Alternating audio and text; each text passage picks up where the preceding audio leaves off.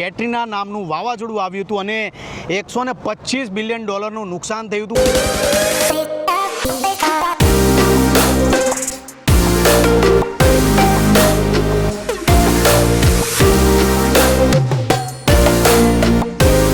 અમેરિકાનું finest સ્ટેટમાંનું એક છે લુઝિયાના, અને લુઝિયાનામાં 4-5 જગ્યા તમને એવી બતાવીશ કે તમે એવી જગ્યા ક્યારેય નહીં જોઈએ. અત્યારે હું છું ન્યૂ ઓર્લિન્સમાં, એટલે ન્યૂ ઓર્લિન્સમાં પણ કઈ કઈ જગ્યા જોવા જેવી છે. આમ તો તમે લુઝિયાનામાં આવો છો એટલે ન્યૂ ઓર્લિન્સમાં આવશો તો તમને ઘણા બધા ઓપ્શન જોવાના મળી રહેશે, જેમાંનું એક છે આ કનાલ સ્ટ્રીટ. આ કનાલ સ્ટ્રીટ પર આવશો તમને એટલે આવી સરસ મજાની તમને ટ્રામ્પ જોવા મળશે.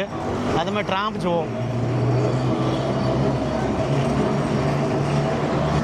તમે આ લોકેશન તમે જોશો એટલે તમને એમ લાગશે કે ભાઈ હું ન્યુયોર્કમાં છું, કેલિફોર્નિયામાં છું. અમેરિકાની અદ્ભુત જગ્યામાંની એક છે આ ન્યૂ ઓર્લિન્સ. ન્યૂ ઓર્લિન્સની આ કનાલ સ્ટ્રીટ છે.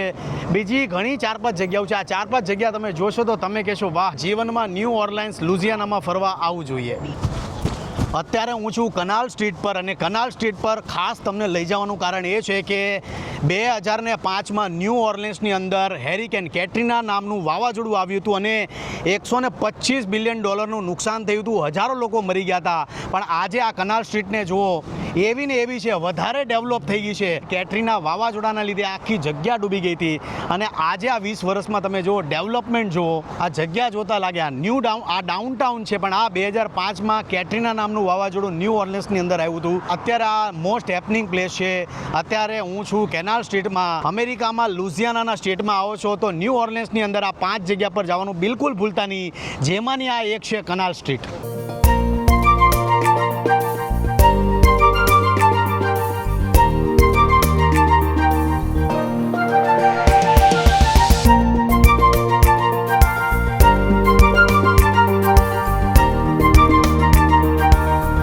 When I first seen him, I thought he was a little bitty kid. And I know that's a grown man. યા દાદાને જે જોઈએ ને બધા મળે દાદાને. ન્યૂ ઓર્લિન્સમાં આવો છો તો આ 5 જગ્યા પર જવાનું બિલકુલ નહીં ભૂલતા. અત્યારે અમે છીએ કેનાલ સ્ટ્રીટ, જબરજસ્ત જગ્યા છે. બીજું છે ઓકાલી પ્લાન્ટેશન, ત્રીજું છે સ્વેમ ટૂર, ચોથું છે આર્ટ, અને 5મું છે ફ્રેન્ચ ક્વાર્ટર. આ 5 જગ્યા છે જ્યાં જરૂરથી જજો. દાદા બીજું તું કયું કહેતો તો ઓલું જોવાનું? આપણે જેક્સન સ્ક્વેર. છઠ્ઠું તમે જેક્સન સ્ક્વેરમાં પણ જઈ શકો છો. અહીંયા ઘણી બધી જગ્યાઓ છે, પણ આ 5 જગ્યાને બિલકુલ મિસ નહીં કરતા જો તમે ન્યૂ ઓર્લિન્સમાં આવો છો તો.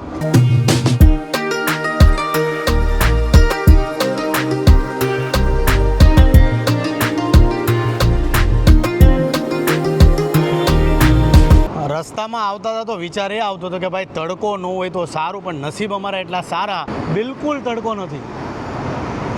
ન્યૂ ઓર્લિન્સની અંદર અત્યારે મસ્ત વેધર છે. અત્યારે આ ટ્રામ છે. નસીબ સારા છે કે તડકો બિલકુલ નથી ન્યૂ ઓર્લિન્સમાં. બીજું કે અમે અત્યારે એ જ ડિસ્કસ કરતા હતા તરુણ કે 2005માં કેટરીના નામનું વાવાઝોડું આવ્યું, આ આખા ટાઉનને ડૂબાડી દીધું હતું. અને અત્યારે તમે આ ટાઉનની રોનક જુઓ, મોટા મોટા બિલ્ડિંગો ખડકાઈ ગયા છે.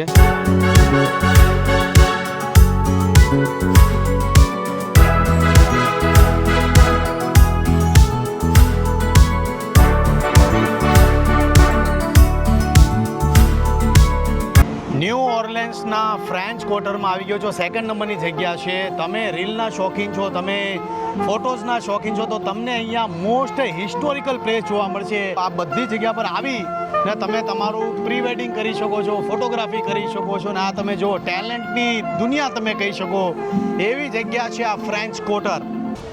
ફ્રેન્ચ ક્વાર્ટરમાં તમે આવશો તો તમને રંગબેરંગી દીવારો, બિલ્ડિંગો જોવા મળશે. તમે કેફે લવર છો તો તમે ફ્રેન્ચ ક્વાર્ટરમાં જરૂરથી આવી શકો છો. ન્યૂ ઓર્લિન્સમાં ફ્રેન્ચ ક્વાર્ટર નામની આ જગ્યા છે જ્યાં તમને બહુ જ મજા આવશે. એનું કારણ છે કે અત્યારની જે દુનિયા છે સોશિયલ મીડિયાની દુનિયા છે, અને તમે સારી રીલ કે સારા કન્ટેન્ટ શૂટ કરવા માંગો છો તો તમે આ જગ્યા પર જરૂરથી આવો છો. નામ છે ફ્રેન્ચ ક્વાર્ટર.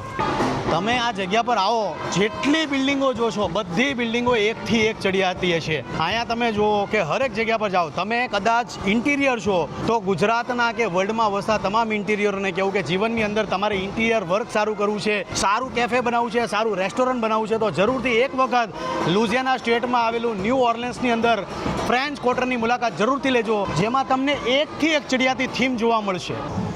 ફ્રેન્ચ ક્વાર્ટરમાં તમે આવશો તો તમને યુરોપ જેવું લાગશે કે તમે યુરોપમાં ફરી રહ્યા છો. પાછળ છે જોન સ્ક્વેર, તો ફ્રેન્ચ ક્વાર્ટરની સાથે સાથે તમે અહીંયા જોન સ્ક્વેર પણ આવી શકો છો. આ જગ્યા પણ સરસ મજાની છે. અહીંયા તમને ઘણા બધા ડાન્સરો છે, ગિટાર વગાડવાવાળા છે, ઘણા બધા મ્યુઝિશિયનો અહીંયા તમને જોવા મળશે. અને બીજું ખાસ આ જગ્યાની ખાસિયત એ છે કે આ બધા મ્યુઝિક લવર છે, તો જ્યારે પણ આ જગ્યા પર તમે આવો છો તો એમને તમે પ્રેમ આપો, એમને એપ્રિશિએટ કરો, થઈ શકે તો કંઈ પૈસા પણ આપો.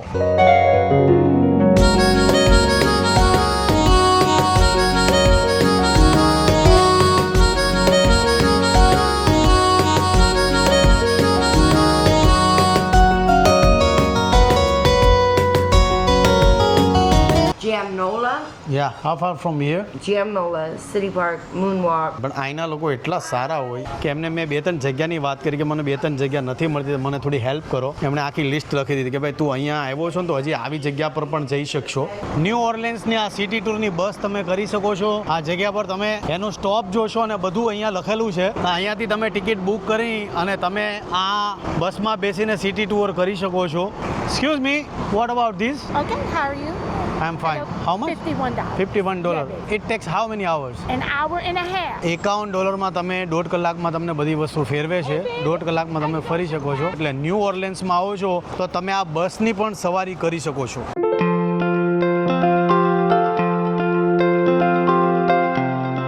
આજે કેનાલ સ્ટ્રીટ જોઈ, ફ્રેન્ચ ક્વાર્ટર જોયું, આ બે વસ્તુ જોવામાં જ એટલા બધા થાકી ગયા અને વ્લોગ પણ લાંબો થઈ જશે. એટલે વિચાર કર્યો કે કાલે બે વસ્તુ બીજી બતાવી છે. મેઇન છે તમે ન્યૂ ઓર્લેન્સમાં આવો છો તો આ બે જગ્યા પણ જોવાનું ભૂલતા નહીં. એક છે ઓકલી પ્લાન્ટેશન અને બીજું છે સ્વેમ ટૂર છે. આ બે વસ્તુ છે જે જોવાલાયક છે, એટલે કાલે તમને બતાવીશ. આજે ઘણું ચાલ્યા અને બહુ જ મજા આવી. તમે વોકિંગ સ્ટ્રીટ પર તમે અહીંયા જાઓ, બધી જગ્યા પર તમને એટલી બધી મજા આવે અને તમારો ફૂલ ટાઈમ પાસ થઈ જશે એવી જગ્યા છે. કાલે ફરી પાછા મળશું. આપણે બે જગ્યા બતાવી છે અને કાલે પાછા અમારે હ્યુસ્ટન જવાનું છે. એટલે મળીએ છીએ. જય માતાજી, જય Shri Krishna, bye bye. Bye bye તો કયો, Bye bye. જય માતાજી.